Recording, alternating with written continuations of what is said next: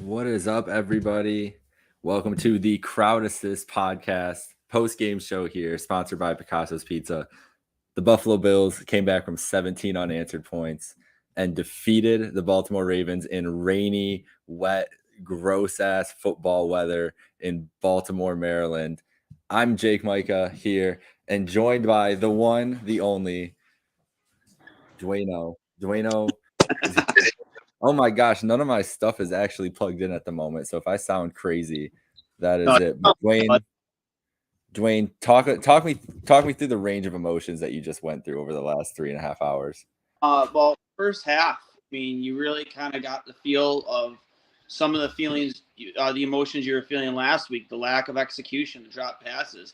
James had 3 of them. I mean, one of them, you were a little debatable. It would have been a tough catch, but then there were 2 others that he should have had. You were starting to get that thing, oh no, here we go again type of feeling. And then they got that last possession at the end of the first half, started to gain some momentum, and they never looked back. And they took over in the second half. They contained Lamar Jackson, who, I mean, that's anybody who's played against Baltimore, they know that is no easy task. I mean, I was reading some tweets today about comparisons between him and Mike Vick, and they think that Mike Vick can't hold a candle to Lamar Jackson. And I tend to agree, because Lamar Jackson, in terms of how dynamic he is and how much of a human highlight really he could be, he's in a league of his own in that respect. And I mean, you saw Marcus Peters at the end of the game throwing a fit with Harbaugh, because I think it's because they wanted to let him. They wanted to let him score. They wanted to let him score.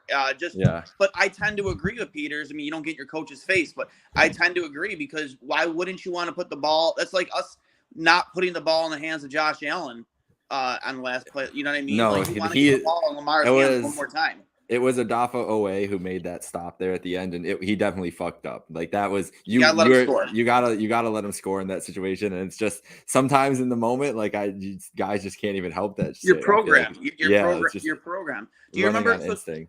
Do you remember when the Bills finally beat New England?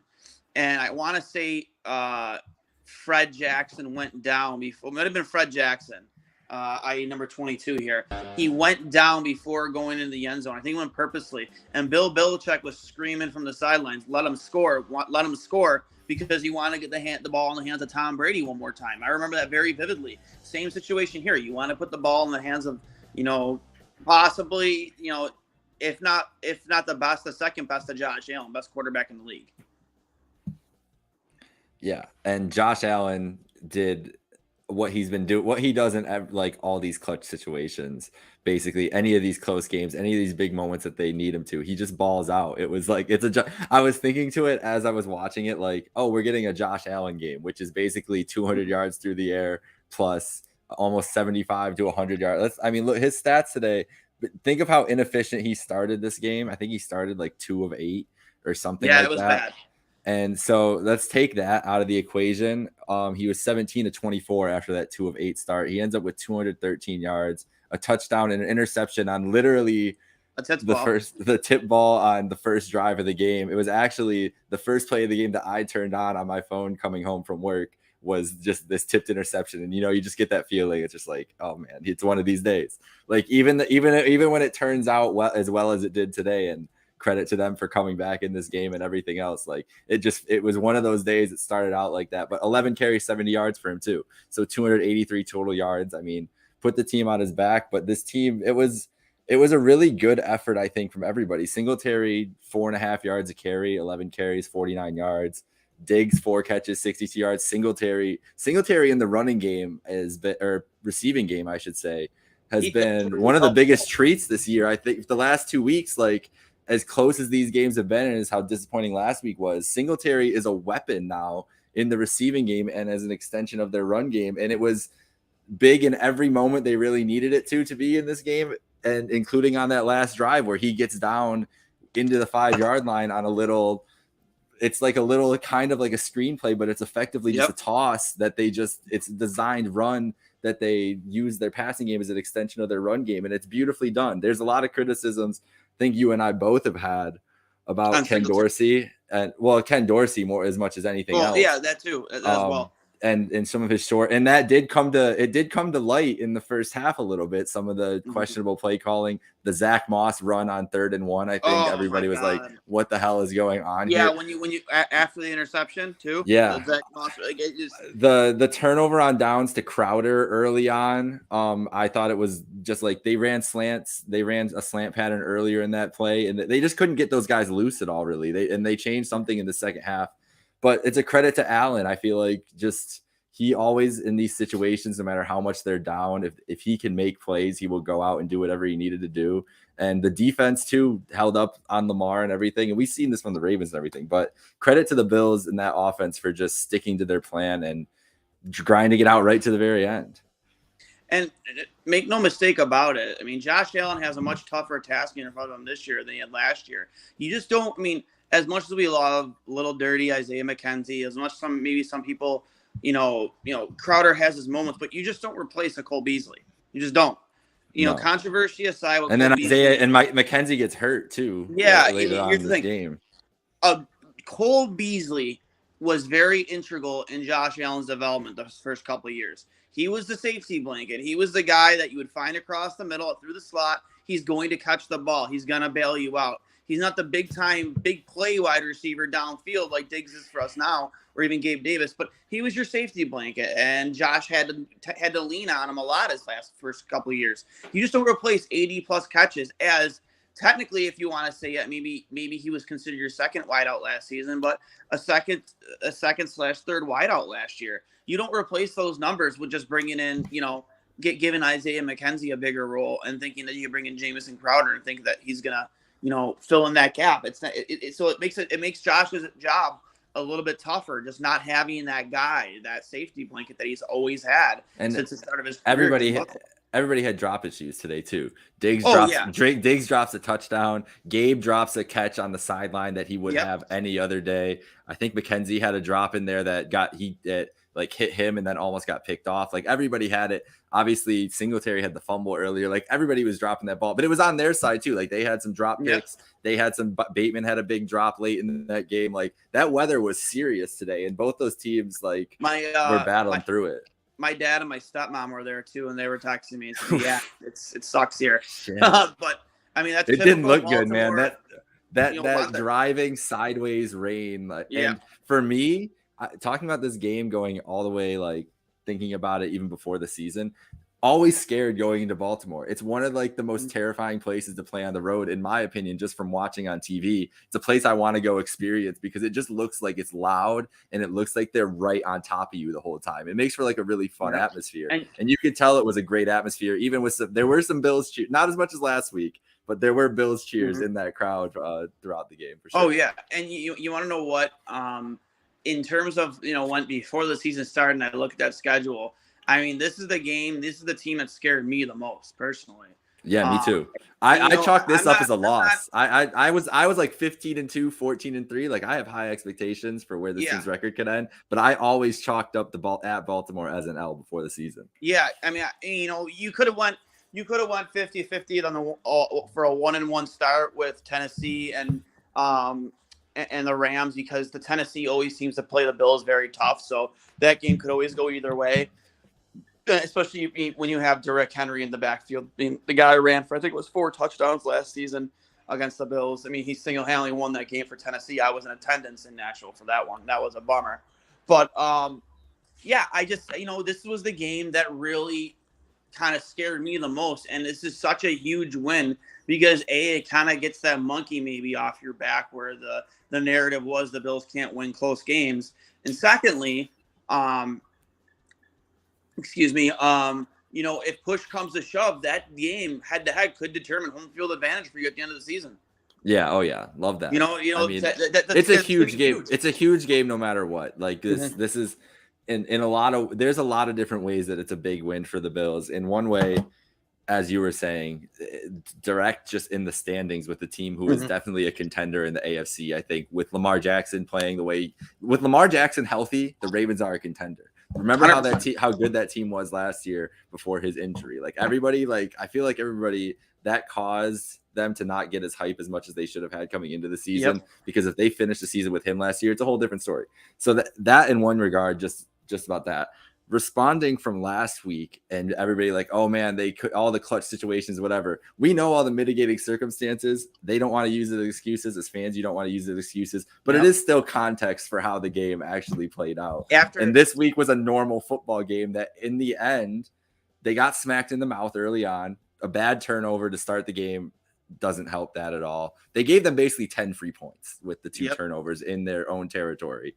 And the rest of the game, the defense clamped down. Lamar got loose a couple times, but he's going to do that because he's Lamar Jackson. And Josh Allen just stop him.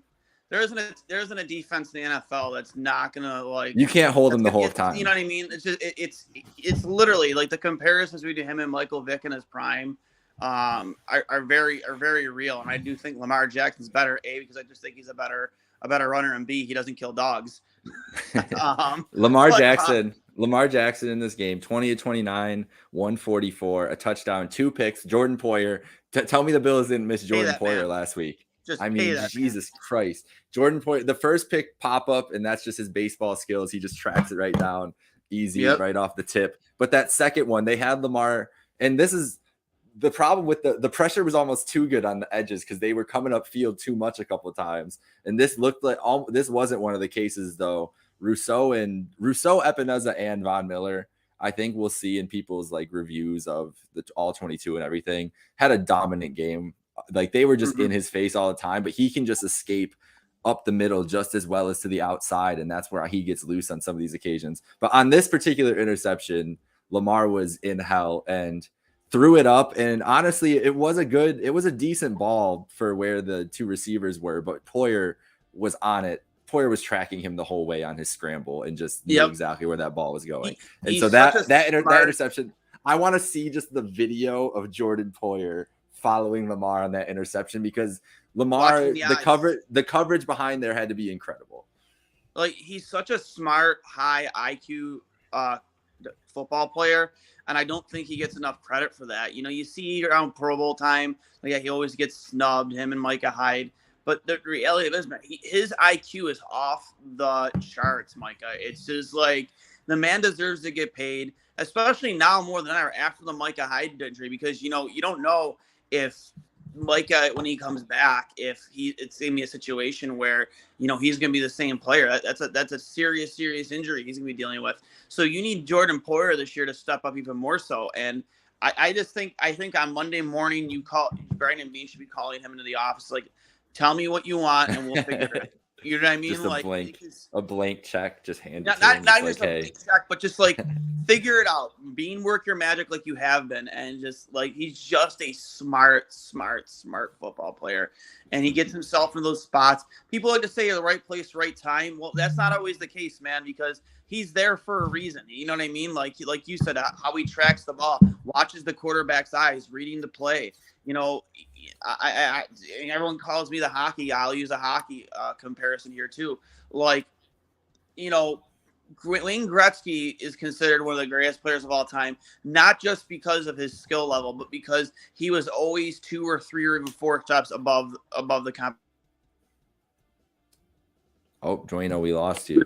He was always in front of the competition. You know, 3 steps ahead. He was always going to where the puck was going to be rather than where it was at the time. He was always moving. Same thing with Jordan Poyer. He's always moving. He's always thinking ahead. That's why he always finds himself in those spots. And I just think you got to lock that guy up, have him finish his career as a Bill. He deserves it. Yeah, I hope there's some way the way he's been playing that might be undeniable so far this year. I mean, he's got I think 4 interceptions now, 4 interceptions in 4 games. And he missed the game. And he missed the game. Yeah. He's on a roll right now. Yeah, Poyer, one of the MVPs of this game, for sure. Defensively, I just really want to run back and like watch even just some of the highlights of this game to see how they have him on some of those sacks and everything. It was just really well done on the back end. But a name you heard a lot too was Dane Jackson. Him being back in the secondary, he was awesome all day, especially run defense on Lamar. I saw him in there on tackles on Lamar Jackson. The whole secondary was impressive. Damar Hamlin getting a lot of run today next to Poyer and looking pretty good. Like the defense as a whole held up. I mean, besides those two 2 turnovers with short drives, they really only let up 10 points. It's really only the one drive that the Ravens had. The Ravens had 296 yards. They almost matched the Bills in total yards. This was just like it was just a gritty, like great, what you would expect out of 2 great teams. Just haymakers back and forth. Probably best game of the season. Tremaine has been awesome for a couple weeks now. Great. And there's a lot of question marks surrounding him coming into this year. I think the Bills didn't pick up his option, correct? Kind of a prove it year to us, and he had a good game. There's one thing that's very difficult to teach in its size, something that Tremaine Edmonds has, and you just needed him to put it all together, the IQ side of things, the mental side of the game, because he has the size and he has the ability. It was just the football IQ, and I think you finally kind of started to see him put that together this year. Yeah, Tremaine 9 tackles, 5 solo. Matt Milano actually 13 tackles, 11 solo too. Milano all over the place. DeMar Hamlin though in there 8 tackles as well, 7 solo. Like they were.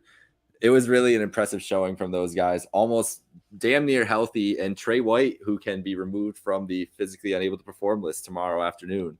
I was getting that this defense is just about to get better with Tre'Davious White on his way back into the lineup. So yeah, the defense was very encouraging, but it was great to see. This game will be the story coming out of it. Story coming into it was Allen versus Lamar, and the story coming out of it will still be Josh Allen making those plays at the end, and coming back from 17 down. And they really it was all positive drives after that point.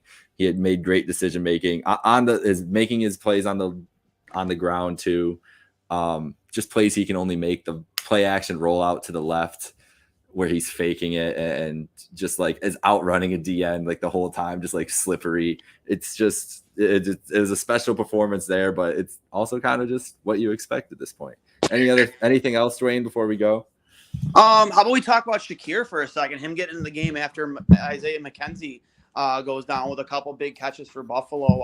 A guy that has been talked about a lot in coming into the season. Really impressed in the preseason. I was impressed with him too. Not an easy spot to fill for Isaiah McKenzie after he had that rough injury. But I was impressed by him. I kind of also got a laugh. It's not a laugh, but me and you discussed it as well on that last drive with 2 yards to go for the first down. They finally did a QB sneak with Josh Allen, something they probably should have did last week. How about how good Josh Allen is at the QB sneak, that he got the first down but still landed short of the goal line and just allows the easy kicks. I know it was for me. It was like, where was that last week, man? On first down with 1 yard to go, you got cute. Dorsey got cute and ran an RPO instead of not to talk to getting to last week, but that's them learning from their mistakes, I guess. Thankfully, because it is. You have a guy. Yeah. I think the number was pretty crazy. Tom Brady and Bill Belichick in their tenure, it was like a 97% success rating on 3rd and 4th and 1 with the QB sneak. I'm glad they learned their lesson there and they did it this time around, because that was you needed that first down there, and obviously it led to the win, the Tyler Bass field goal. And again, I was really impressed with Shakir and the little bit we got to see of him. Shakir, he's built for it. Whenever he has a big role, he's going to drop seamlessly into it. All right, that'll do it for the post-game show here. Sponsored by Picasso's Pizza, Krause's podcast, brought to you by Outlet Liquor, the place to buy a case.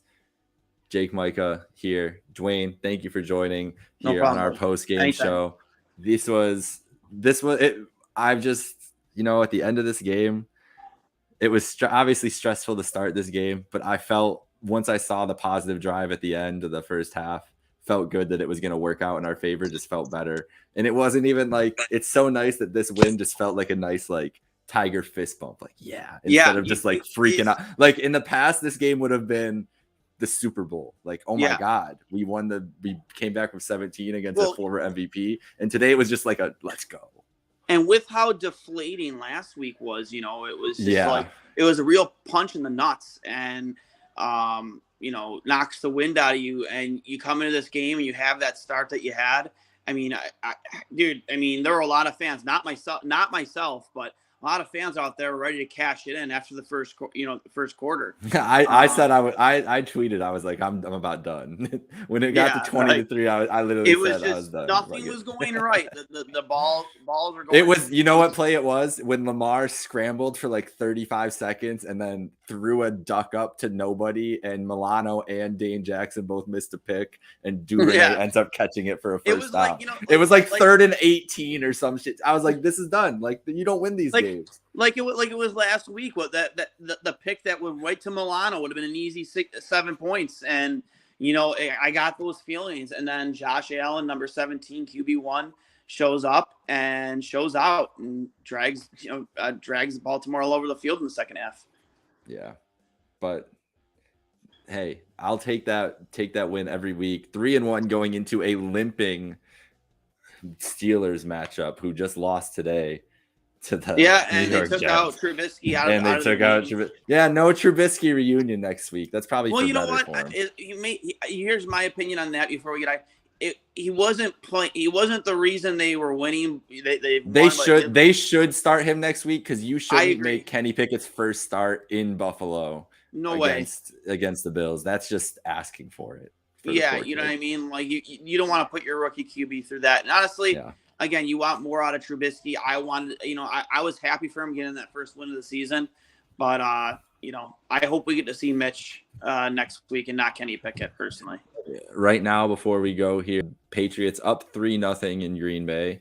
Yep, I was at the game's on here in the room too. Carolina up 7-0 on Arizona in the second quarter, and Denver up 7-3 on Vegas. But Vegas is driving, so it's a mess in Carolina too. With Matt Rule, he's lost the locker room there. Yeah, that's not great there. So, Dwayne, thank you for joining. Thank you, folks, for joining. Go Bills. Go Bills. Go Bills.